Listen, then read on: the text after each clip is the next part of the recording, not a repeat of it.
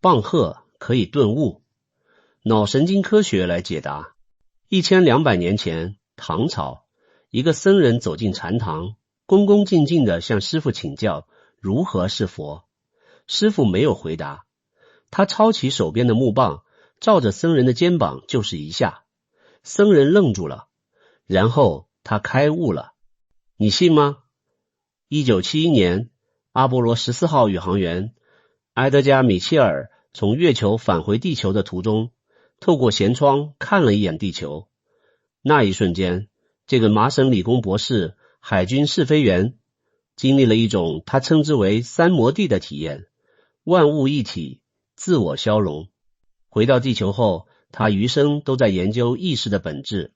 2006年，约翰霍普金斯大学的实验室里，一批受试者在严格的医学监控下服用了裸盖菇素，一种从特定蘑菇中提取的活性成分。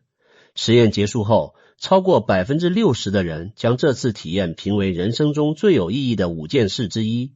14个月后的随访显示，他们的态度和行为发生了持久的正面改变。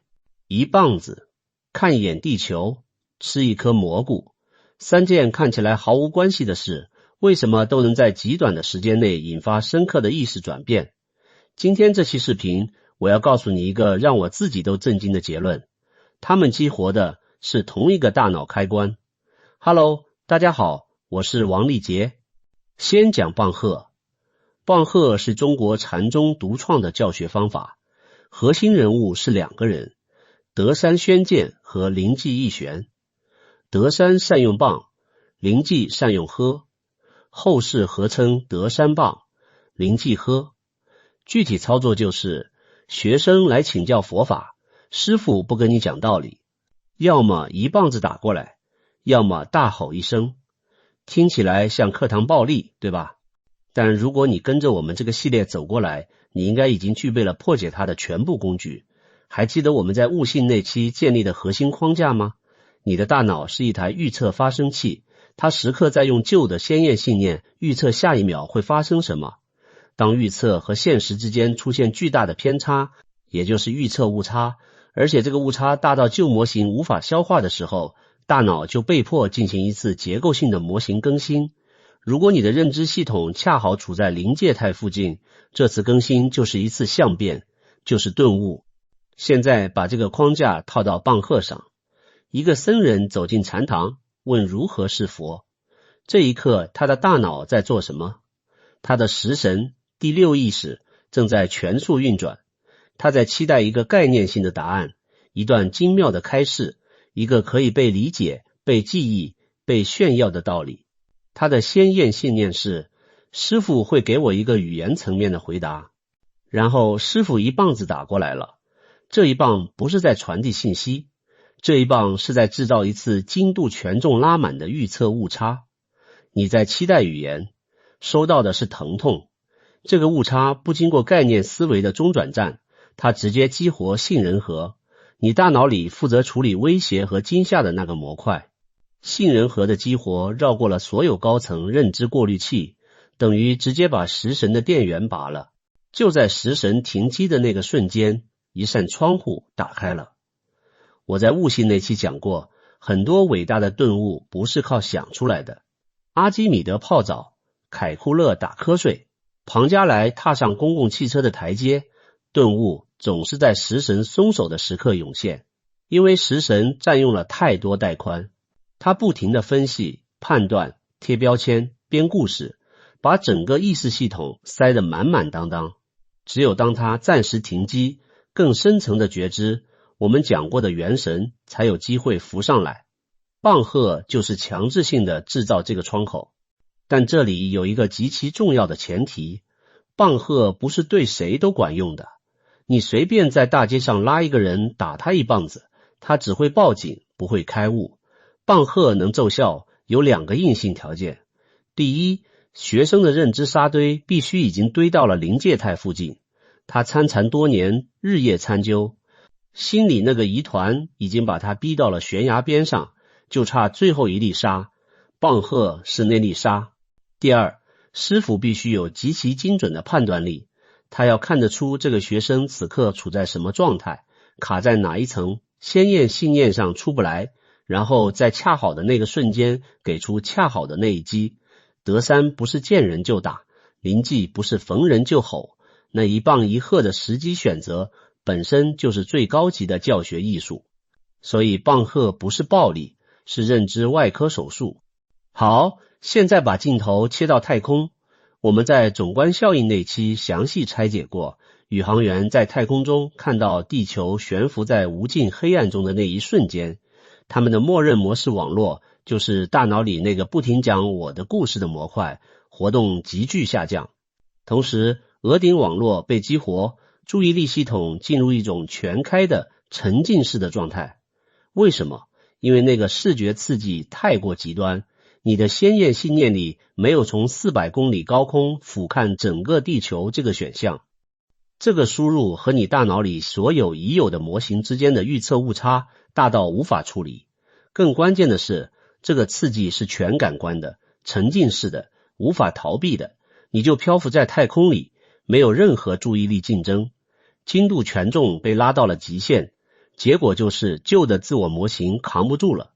我是一个美国人，我是一个军人，我是一个父亲，这些身份标签在宇宙尺度的视觉冲击面前全部变得荒谬的渺小。默认模式网络维护的那整套自我叙事在那一瞬间被击穿了。宇航员们报告的万物一体、边界消失、深深的敬畏，这些不是文学修辞，这是默认模式网络暂时关闭后意识系统的真实输出。再把镜头切到实验室。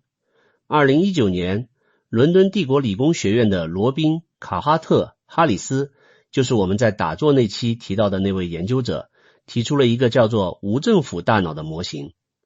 这个模型的核心发现是裸盖菇素等迷幻物质的作用机制，是化学性的降低大脑高层先验信念的精度权重，同时增加大脑的整体熵值。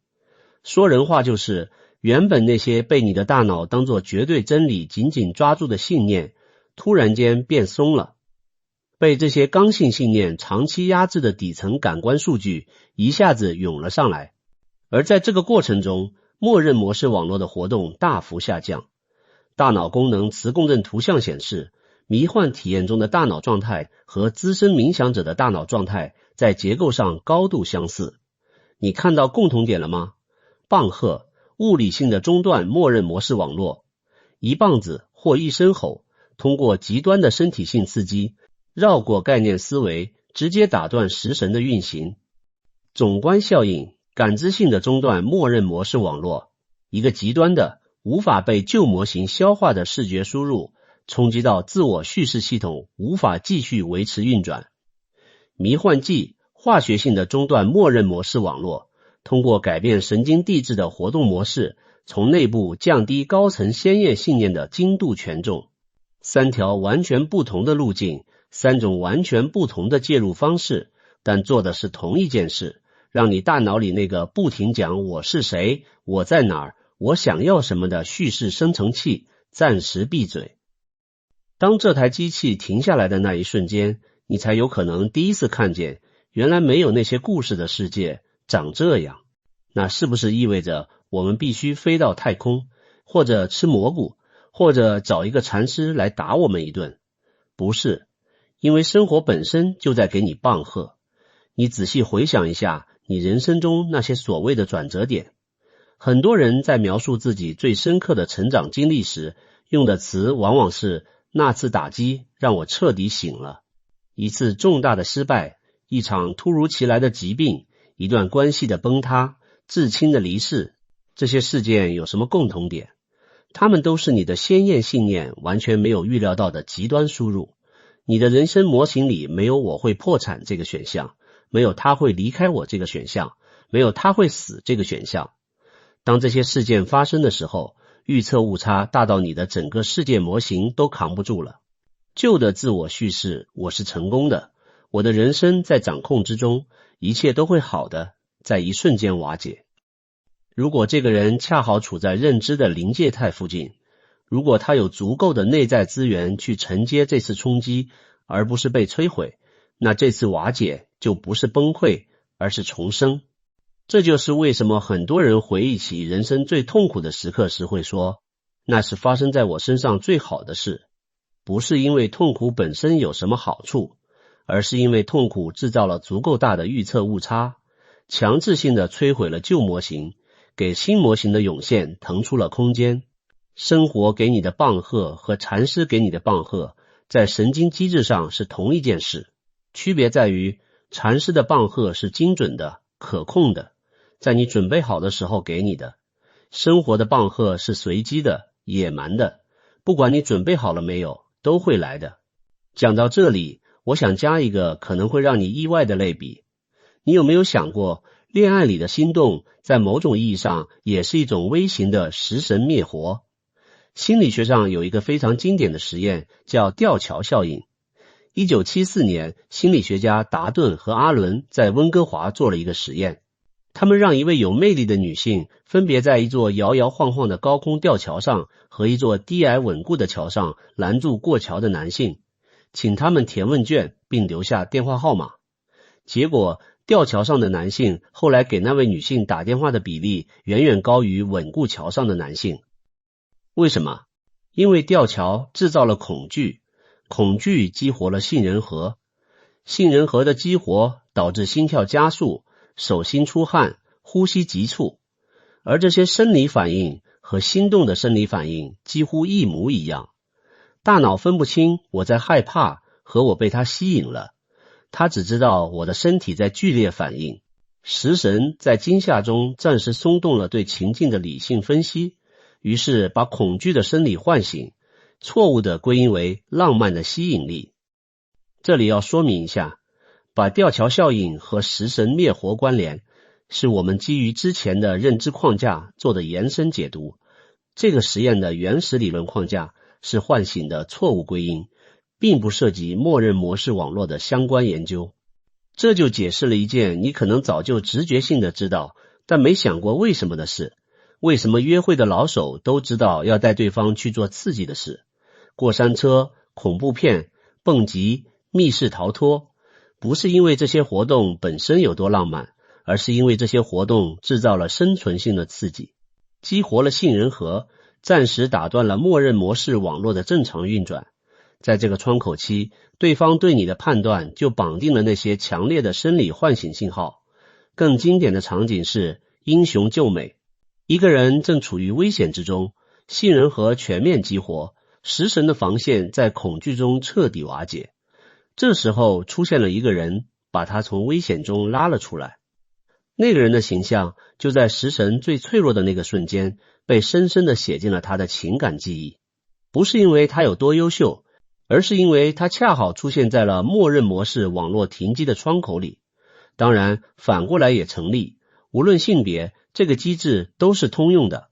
当然，恋爱中的心动和禅中的开悟不是一回事，一个是情绪层面的物归因，一个是认知系统的结构性升级，但它们共享同一条底层硬件通道，杏仁核激活，食神暂停，在窗口期写入新信息，区别在于写入的内容。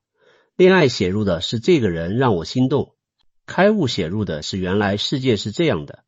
这个类比好玩归好玩，但它其实指向了一个很深的问题。如果食神灭活的窗口可以被用来写入爱情，也可以被用来写入觉悟，那这个窗口本身是中性的。关键不在于窗口怎么打开，而在于你在窗口打开的那一秒里遇见了什么。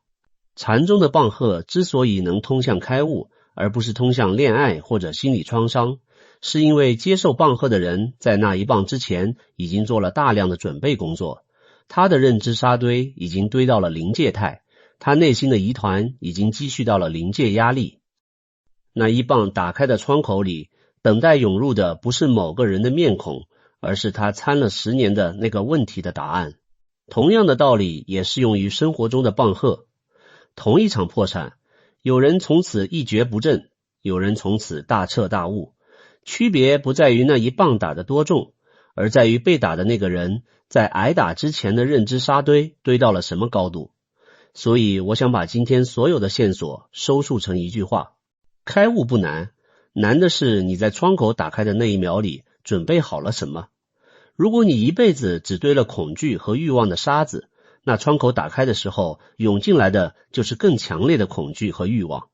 如果你堆的是觉察，是对我到底是谁这个问题的真诚追问，那涌进来的可能就是答案。这也回应了一个关键问题：冥想和这些极端手段的区别是什么？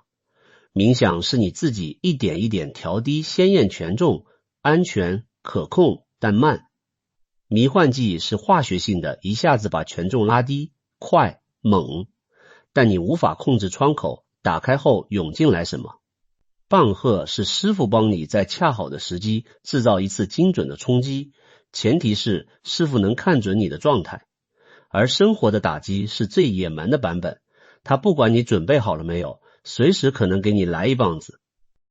所以真正的修行也许不是去寻找那一棒子，而是把自己修到一个状态，不管棒子什么时候来，你都接得住。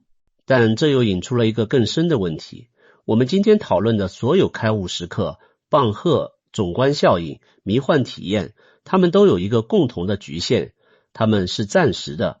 宇航员回到地球，日常生活的噪音慢慢把总观效应覆盖掉了，迷幻剂的效果几个小时就消退了。即使是禅宗的开悟，历史上也有大量悟后迷的记载，悟了又糊涂回去了。那佛陀说的那种不可逆的觉醒呢？暂时关机和永久升级之间，那道鸿沟到底要怎么跨越？这可能是整个修行领域最核心，也最少有人能给出满意答案的问题。如果你有自己的想法，或者你经历过某种被打一棒子突然醒了的时刻，欢迎在评论区分享。你的故事可能恰好就是某个正在临界态边缘的人需要的那最后一粒沙。也告诉我你最期待下一期聊什么话题。我是王立杰，我们下期见。